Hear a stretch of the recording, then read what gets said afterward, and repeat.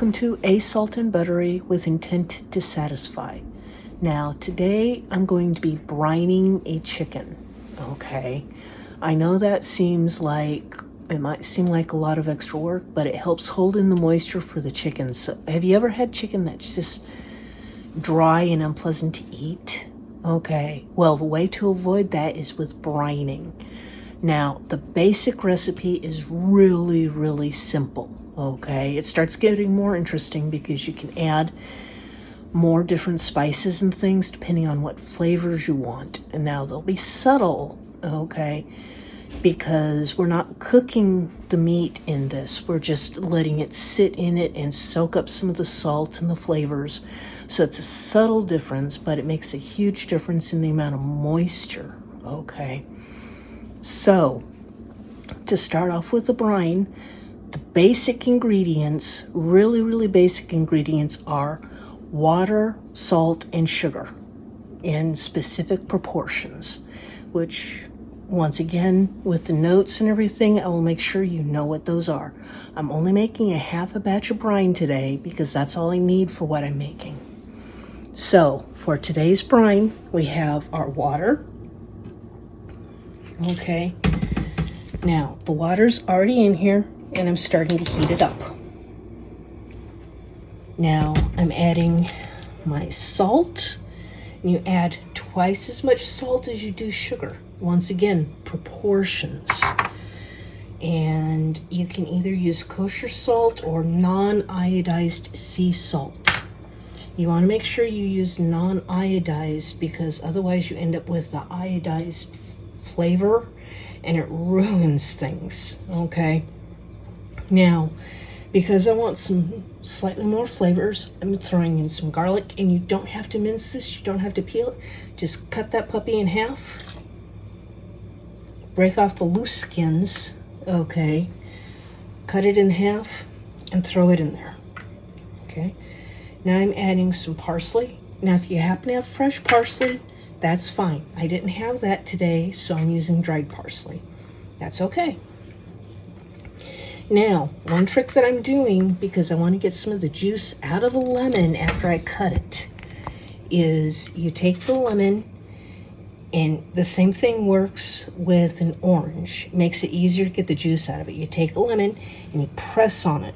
And you don't want to press on it so hard you cause the skin to split, okay? But it helps start breaking up some of that juice in there. Because what I'm going to do then is I'm going to just cut it in half, take it, and give a squeeze. See that juice coming out of there? That is nice, okay? And we don't have to get all the juice out. We just want to get some out, okay?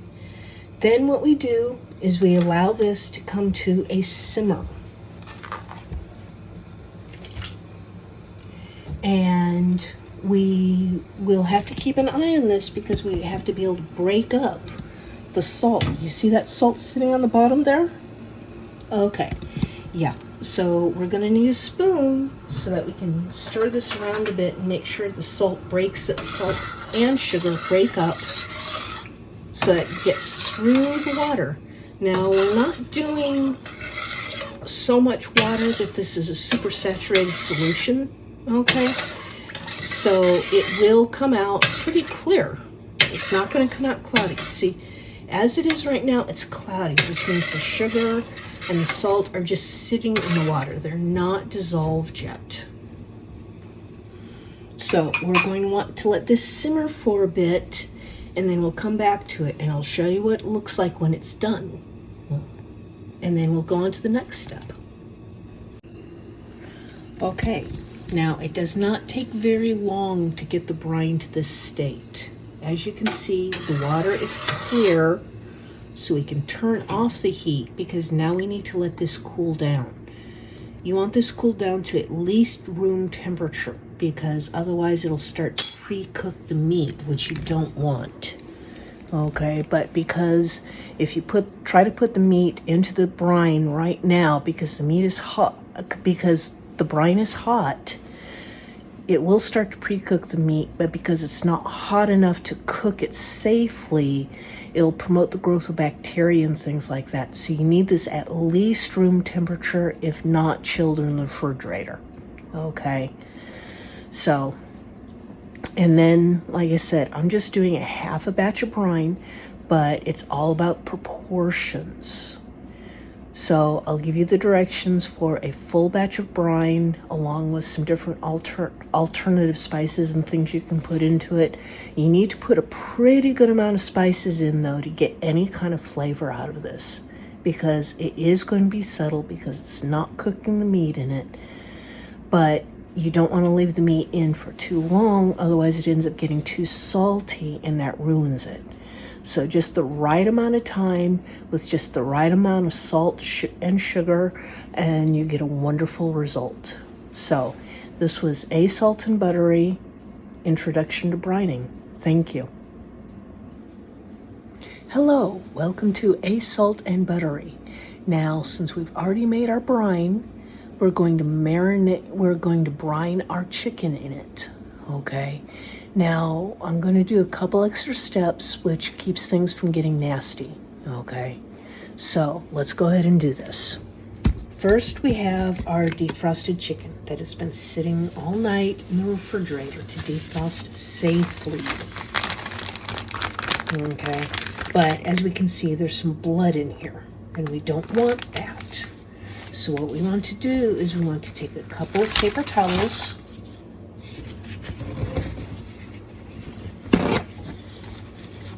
and we'll put them on the plate, and if we did not have any blood leakage or other juices leakage, we can reuse the plate that we used for the defrosting, okay? Remember, we put the plate underneath to catch any blood or anything that might leak out. Then what we do is we come over here, rearrange some things a little bit, okay? And we're going to, pardon my mess, we're going to rinse and blot dry the pieces of chicken. Now, I'm doing some chicken thighs. They brine quickly. They cook pretty quickly. Now, you can use any pieces of chicken that you want, but we're rinsing off the old nasty blood. Rinse, rinse, rinse. See? Rinse. Put it on the paper towels, and the blood is going to go into the sink, but we can always clean the sink. Okay, so that's not a problem. And we will not be reusing this Ziploc bag because it's got the blood in it, and no matter how hard you try, you cannot get all the blood out. Now we have this here. Now we're going to do a rinse, and then we're going to throw this away. It goes bye-bye into the garbage. Here's my garbage. There is that. Now, what we're going to do is we're going to take the other paper towel. We're going to blot these dry. Now, I need to switch here. So let's carefully switch so we can see what we're doing. So we're taking these, and then we're putting the blotted dry pieces of chicken, because we got all that nasty old blood off, into a fresh Ziploc bag for the brining purposes. Ziploc bags also work really well for marinating and all kinds of stuff. Okay.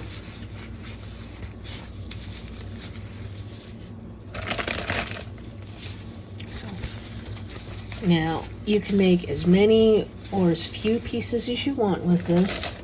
I like to make a couple extra because, as you've seen already, this is some extra work to get it done. So I like to get at least 2 meals out of this. Okay. Now, we have the Ziploc bag. Now we can get rid of these gloves because I don't like blood on my hands. Yuck. But prior to starting, as you could see, I already had my hair tied back, and I had already washed my hands. So now what I'm going to do is move that to the side, move this over here, bring our brine here, and we're going to start ladling some of the brine into the bag. Now, you don't have to get the big chunks of garlic and everything in there, but you can. You don't have to get the lemon in there, because all the flavors that you really need are in the water, with the parsley and the garlic and the salt and the sugar and the lemon and anything else you've decided to add. I've known some people that always add a couple of hot peppers, a couple of dried hot peppers, or a couple of fresh hot peppers. Up to you. It all depends on the flavors that you like.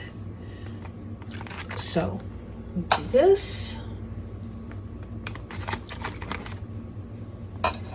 Now, one thing that you can do also is with the lemon that's in here, if you take it and cut it into a couple more pieces, you can put it down your garbage disposal. And that freshens the garbage disposal, because you know how nasty the garbage disposal can start smelling after a while. Yeah, but you do want to cut it down, otherwise it tends to get stuck.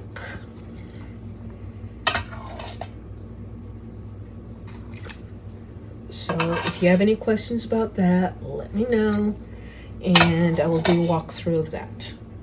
So we don't have to get all of the water, all of the brine, but we need to get enough to cover the chicken. Now, one nice thing about doing this with the Ziploc is then you don't have to use anything to hold it down into the brine. You can just take and squeeze the extra air out. And there we have some nicely covered chicken sitting in there. Now I'm going to put this in the refrigerator for 20 minutes. Okay, chicken thighs don't need any more than 20 minutes. If you put them in for more than 20 minutes, yes, it will absorb some more flavor, but it will absorb a lot more salt than what you really want. This is, for chicken thighs, it's 20 minutes, trust me. I've experimented with this and found out the hard way that if you do more than 20 minutes, you're going to be in trouble, okay?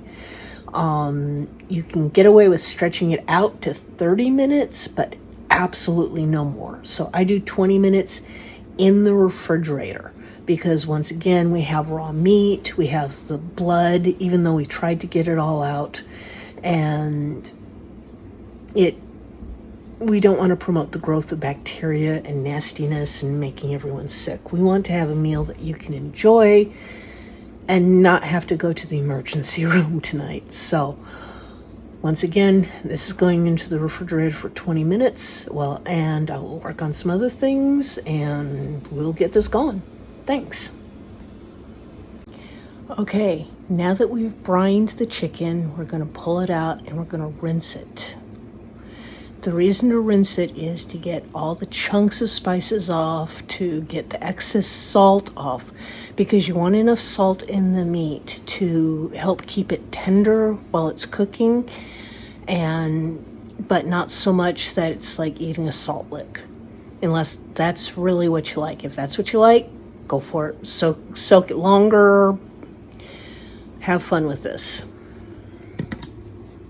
So we have here our chicken in the brine, and we have here our plate with a paper towel on top of it, because what we're going to do is first we're going to rinse the chicken, then like we did before, we're going to pat it dry.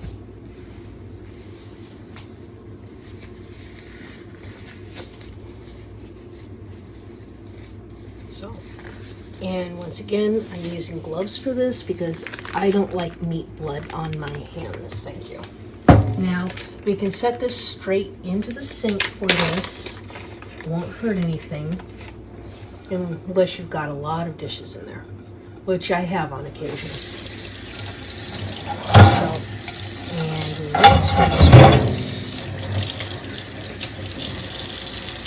cuts off, because biting into a chunk of garlic or black pepper or something like that is not exactly the most pleasant thing.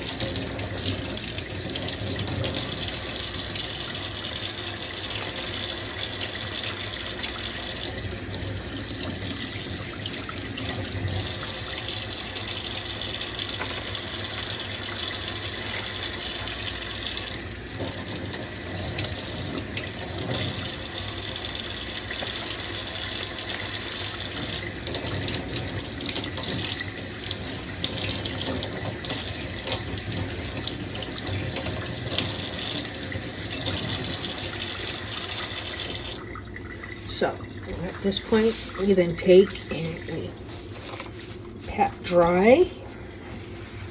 Move over here.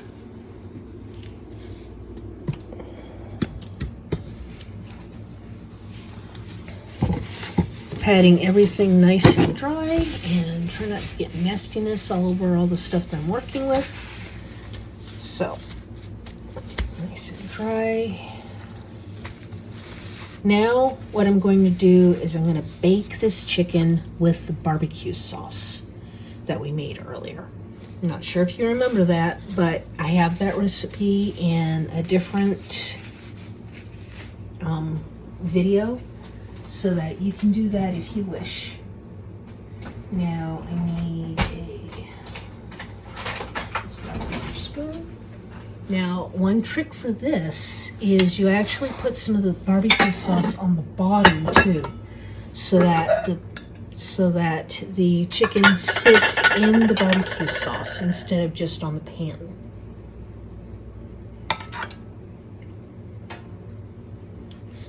You don't need a whole lot on the bottom, but you definitely want some to be able to kind of like nestle the chicken into it. Spread it out. Now, I have a pan here that I have used and abused to no end, but you definitely need a pan with some kind of rim on it. You can use a Pyrex, you can use any type of pan that you like.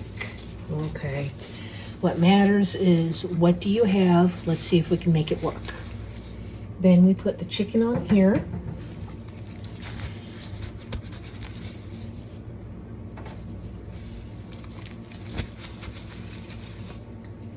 Pat it dry. Yes, dry the chicken, dry the chicken.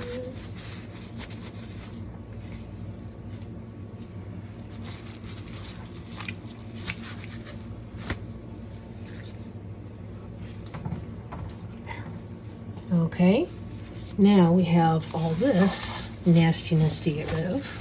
So let's get rid of this nastiness. And then we're just going to take and pour and spread barbecue sauce over the chicken.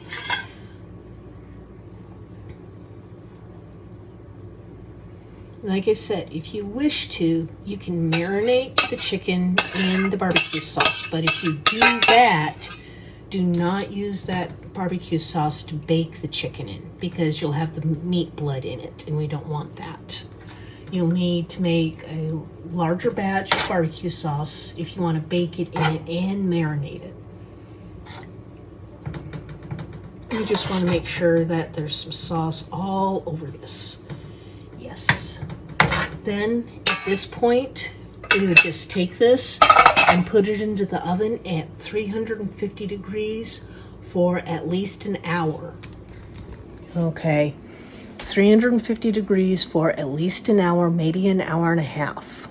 Okay, depending on how large the pieces are and how much you're making. If you're making a lot, you need to let it cook a little bit longer, but it's at least 1 hour. And then I would recommend, if you can, use a meat thermometer to check the internal temperature, because we don't want people to get sick from raw chicken. Okay, then, or if you do not have a meat thermometer, you can do the cut test, which is to cut the chicken and make sure it looks like it's cooked all the way through. Okay, so I'm going to go ahead and put this into the oven and have a wonderful meal in about an hour and a half. And enjoy this. This has been a salt and buttery with intent to satisfy, and I hope you have some fun with this.